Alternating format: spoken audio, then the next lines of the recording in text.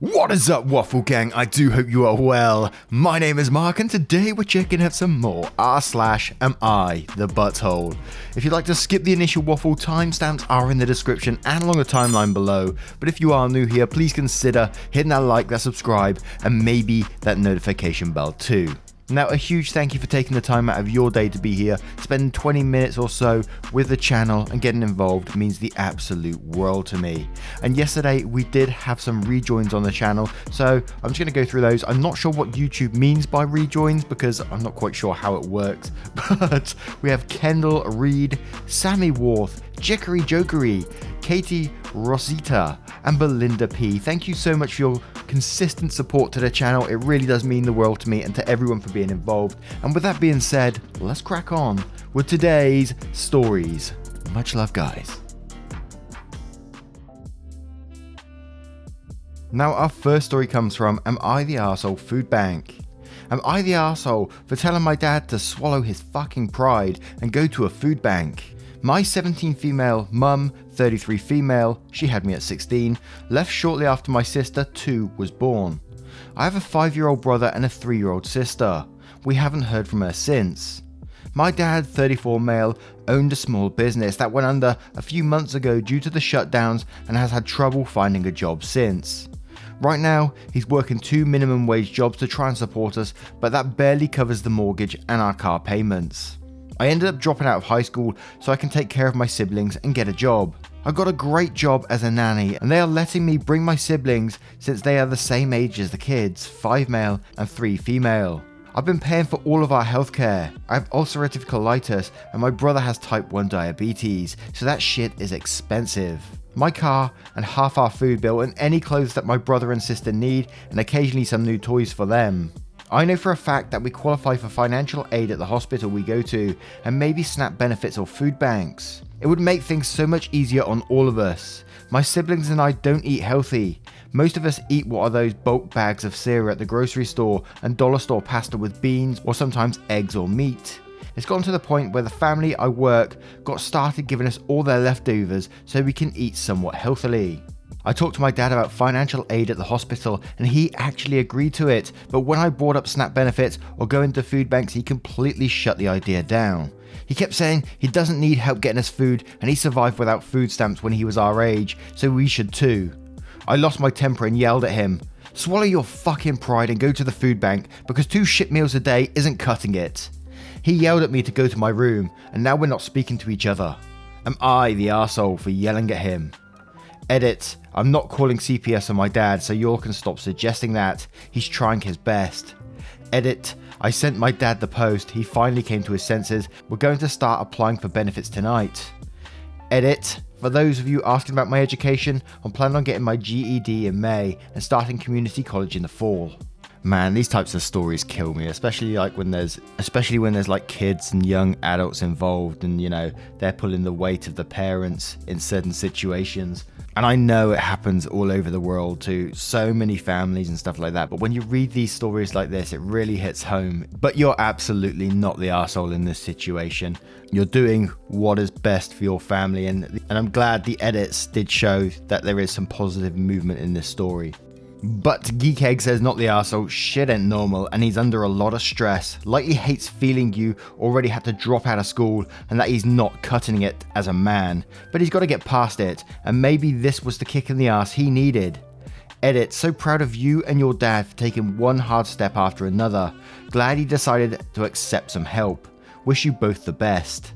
And Sai says, not the arsehole, you were right. It's just this stupid pride. You are sacrificing a lot for your family right now before you're even a legal adult. The least you deserve is some decent meals. And Mun says, not the arsehole, the social safety net exists for a reason. Plus the pandemic is still going on.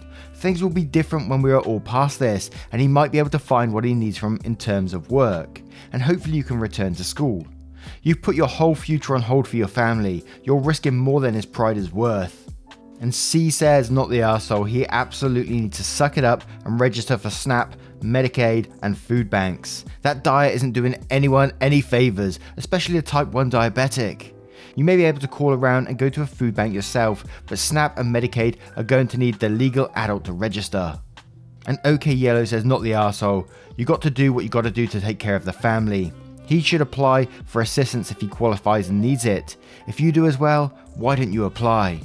And Soda B says, not the arsehole. Your dad's business was directly impacted by the pandemic, as many others were. Your dad needs to understand these benefits he paid into while paying taxes. They exist for times like this and might only even be help he temporarily needs, so he shouldn't let pride starve his kids. He most likely qualifies for medical and food benefits, which can help you save money and use it for other needs your family has. And now I turn this one to you guys. What do you think of this situation? Let me know in the comments below. And our next story comes from Brit Queen 1996. Am I the arsehole for banning my friend from using my pool because of what she said? First time poster, lockdown lurker. 11 years ago, my sister, brother-in-law, dad died, leaving me guardian to my 2 nieces. Then 5 and 3. My dad left me his house, so we moved there. The kids settled into school quickly and made friends. This woman, S, 45 female, was particularly good at making sure the kids and I were included in events, but she seemed a bit off. She kept telling me how lucky I was to have such a nice house. I pointed out that I only inherited it as 3 members of my family died, but she laughed and called me sentimental. She also loved to organise events at my pool, but she would always made out that she was the host, taking charge, making me feel like a stranger in my own house. Our youngest daughters share a birthday, so they generally share a pool party. 6 months ago, my boyfriend R, 35, moved in. I've known him as a friend since before my sis died, and the girls think of him as their favourite uncle, but we recently got together. A few months after he moved in, S texted me saying there were rumours about R and my oldest, E, now 16. S said he acted inappropriately towards E. I asked E about her the other day. When she realised there had been gossip, she burst into tears, said she hated this village as no one wanted you to be happy. She said as they walked down the high street, he'd even give her a side hug and kissed her on the top of the head. She said it made her feel like she had a dad for the first time in her life, and now the moment was ruined. S texted me later asking what I'd done, and I told her to drop it. But she kept texting me saying I was too young to see how he was manipulating me. She suggested he was grooming my daughter. I told her to stop again, but she didn't, so I blocked her number and unfollowed her on all of social media. Other friends sent me screenshots of where she posted to friends, and that he was a threat to children and I was an enabler. And a few days ago, I bumped into S. She was all smiles, telling me which dates suited them best for the party and how all the village were looking forward to it.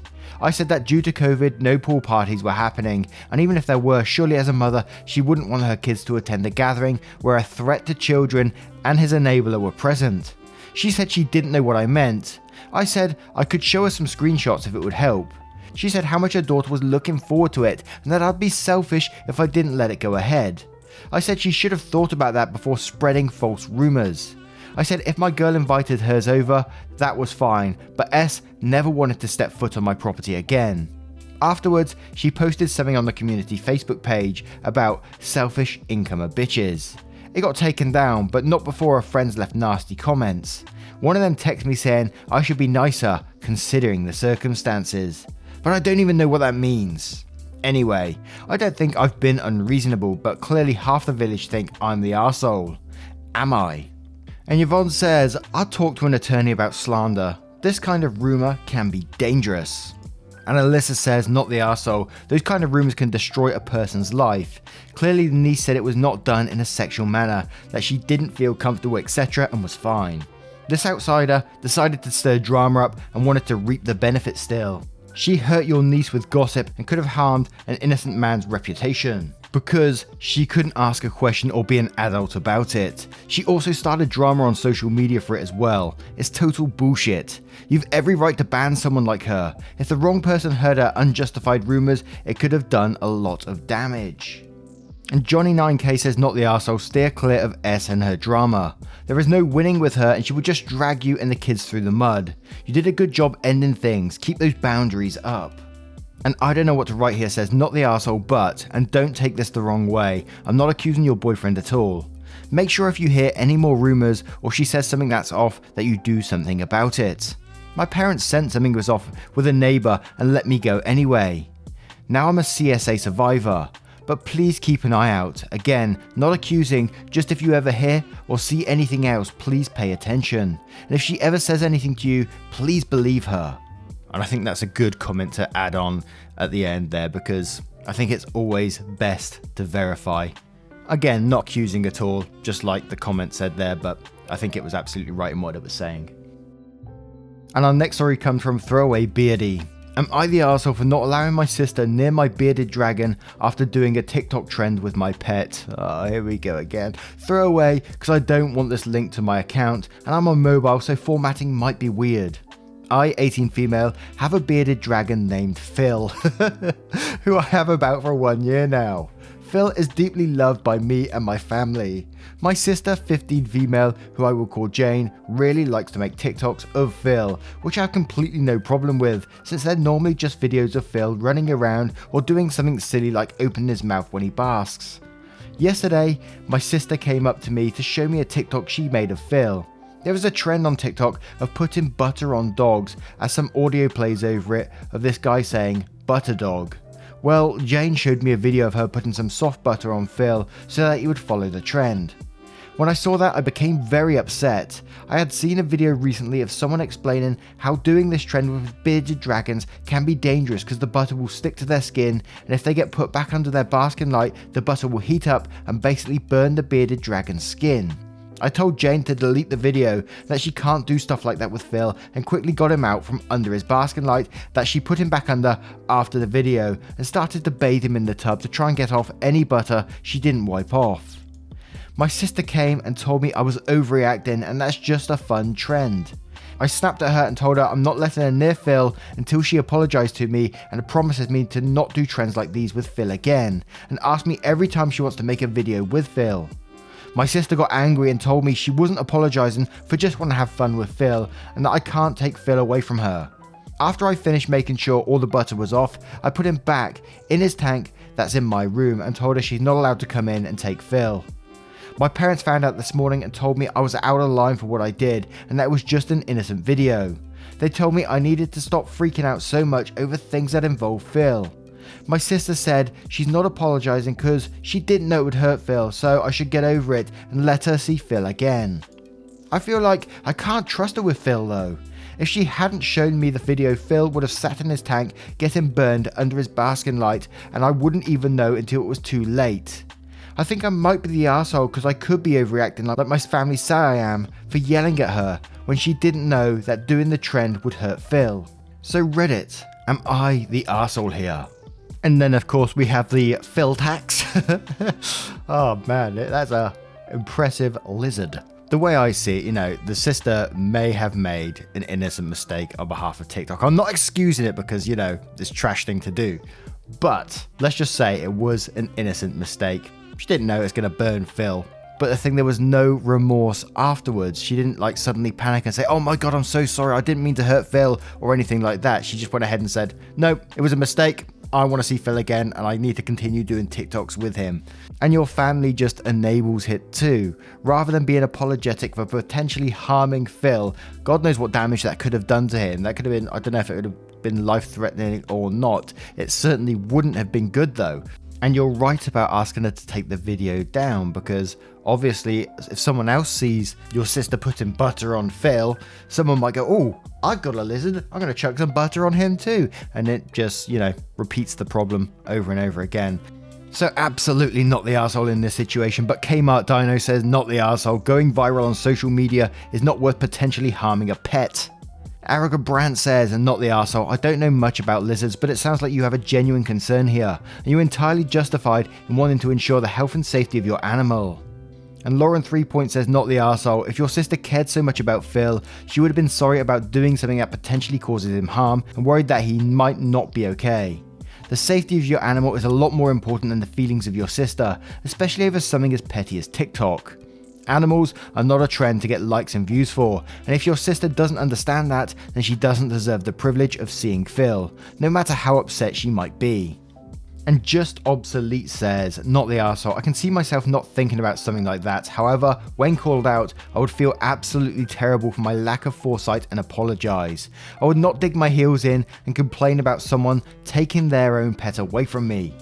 And K2D says, not the arsehole, it sounds like you were a bit sharp, but given that your sister's reaction wasn't, oh my god, I didn't know it could hurt Phil, I'm sorry, I'll ask before I do it again, but to get mad at you for just saying she needs to ask before grabbing him, a really normal restriction. In your shoes, I would probably say he's fully off limits unless I am supervising. You are justified in treating her like a child because she's acting like one. Your parents, well, I don't know what their issue is, but good on you for being a good pet owner despite them. A lot of folks don't treat non-mammal pets very well because they don't think them as feeling anything.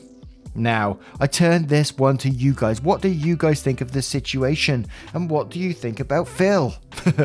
Let me know in the comments below. And our next story is from a throwaway account. Am I the arsehole for telling my friend she could move in for 10 days, then kicking her out after 3 days? I don't know where to start, so I'll jump right in. I met Shelby on an internet chat group about 10 years ago. Us and a few other mums became very close friends and talk on a daily, weekly basis. She lived in California and I live in New Hampshire, so we never met until very recently, when her family made a cross-country move to Maine. Their lease was up before their new house was ready to be moved into, so she asked if we'd consider letting them stay here for 10 days. It's Shelby, her husband, and 3 kids. I also have 3 kids, so the house would be full. Well, they got here and by day 2, we were all going crazy. The kids didn't get along. She has very active / loud kids, while mine are laid back and shy. My 8-year-old, who is very sensitive as it is, was literally hiding away in her room unless it was time to eat. I admit, we didn't prepare them enough for what was coming, but I also felt like we didn't know what was coming. I didn't expect their kids to be so wild. I mean, they aren't bad kids, they are just high energy to the max, and my little introverts and I aren't equipped to handle this in our own house, you know.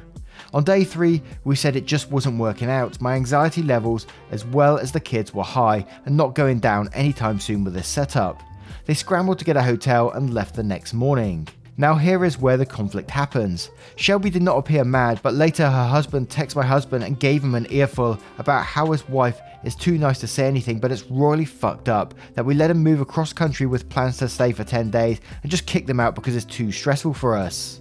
He said he understood the house was a little crazy with so many kids, but what did we expect? And they could have figured something else out without having to pay for a last minute hotel if they'd known we'd do this. Edit to add to this comment I made from below for clarification. We did talk to them about it and there wasn't much that could be done. The parents were constantly screaming at the kids for acting up, which added to the stress, and we were constantly having to ask the parents to stop their kids from doing XYZ. From what we gathered, they have different expectations, so the kids weren't used to not being able to scream and run through the house constantly. Jumping on and off furniture is a no-go, leaving food sitting out for hours, then throwing a tantrum when someone cleans it up because they weren't finished. We prepared our kids to be the best of our abilities, but like I said, we didn't know these kids were going to act like this.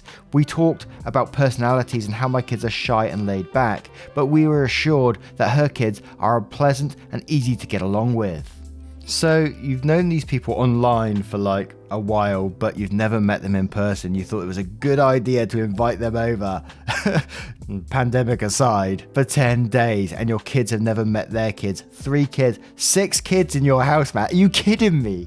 I can't see a situation where that wouldn't be a crazy situation. And to not allow your kids to have preparation time to be prepared for this is, yeah, it's an arsehole move in my opinion. But I also think from the other side of it as well, maybe slightly less so, that they're arseholes too, because they should have known better as well, that this wasn't going to be a good situation to get in. 2 different family dynamics coming into one house for 10 days, totally unprepared, and 6 kids. No.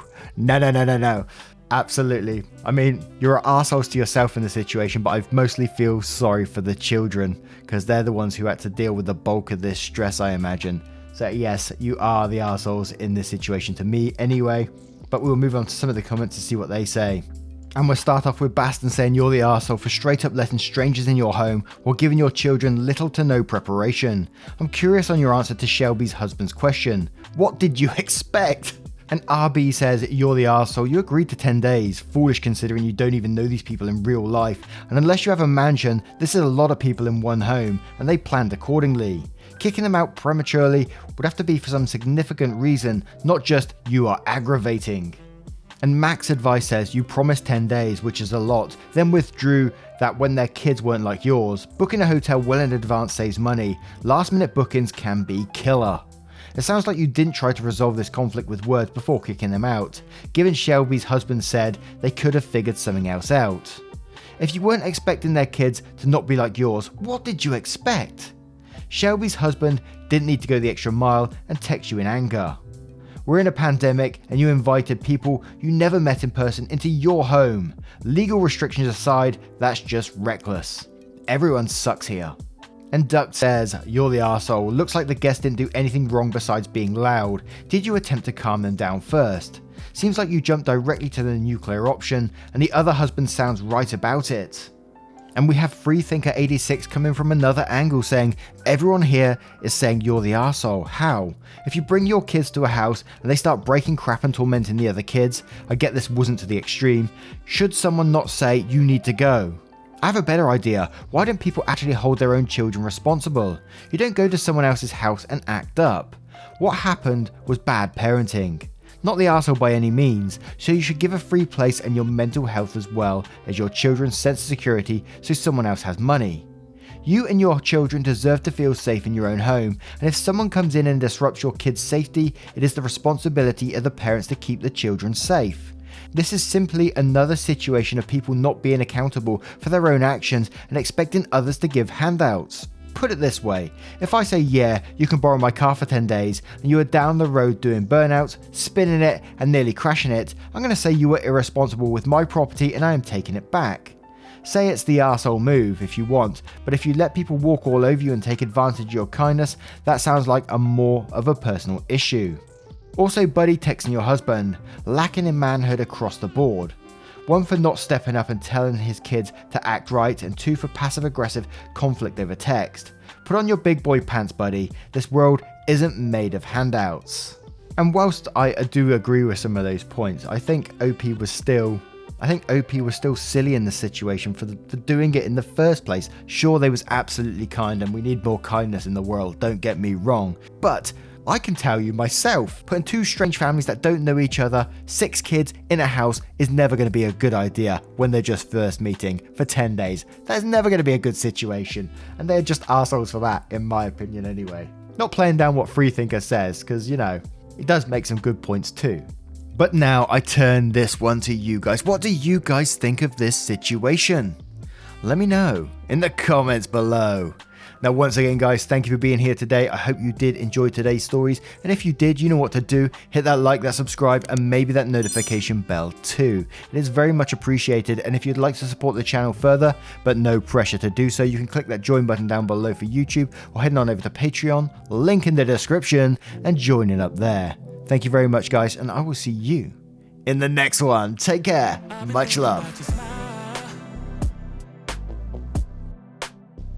I've been thinking that I can't let you go.